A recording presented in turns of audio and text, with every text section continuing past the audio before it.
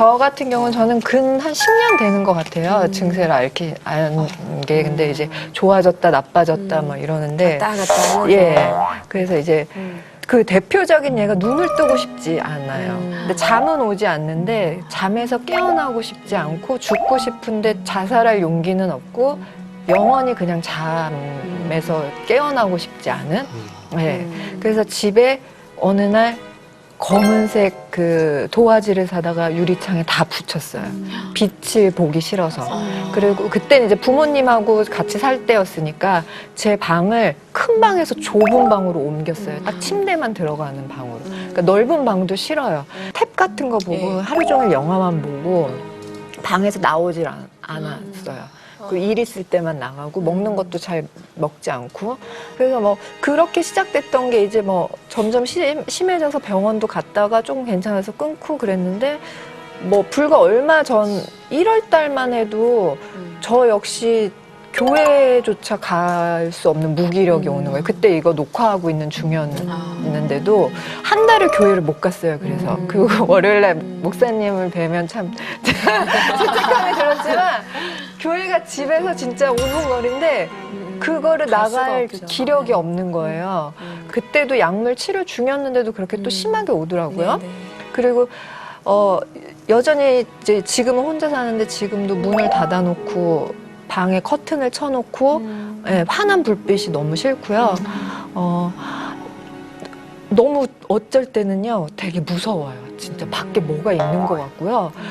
환청이 막 들렸어요. 어떤 때는 누가 자는데 환청 그러는 것 같아요. 그 깜짝 놀라서 깨면 그 다음에 너무 무서워서 못 자겠는 거예요. 그 약을 먹어도 소용이 없더라고요.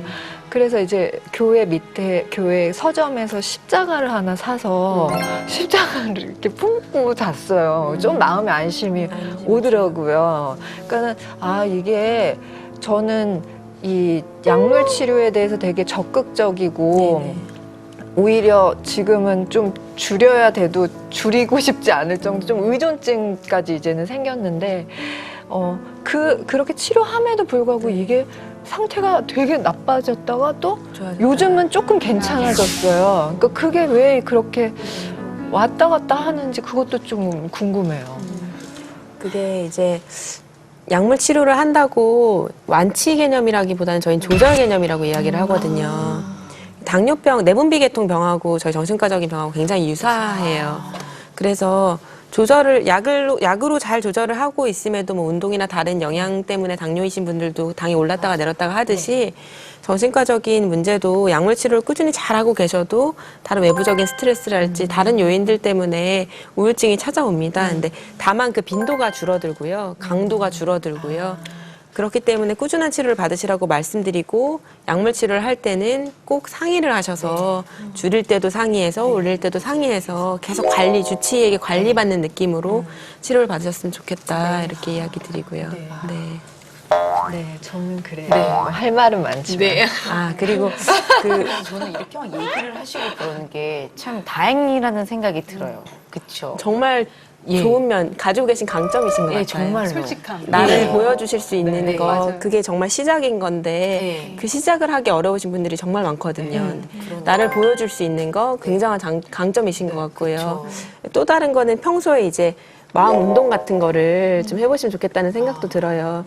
요즘에는 명상을 저희가 많이 권해드리는데 종교적인 색채를 가진 그런 명상을 말씀드리는 게 아니고요.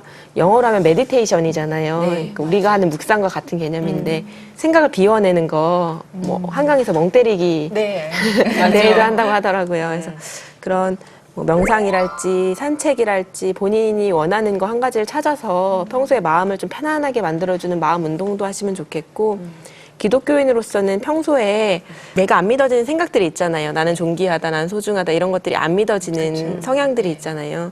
저는 그럴 때는 크리스천으로서의 제 생각은 평소에 주님의 진리를 구하는 기도를 자주 하시면 어떨까. 유전적인 영향이든 뭐 환경적인 영향이든 주님 제가 이런 생각을 자꾸 가지게 됩니다.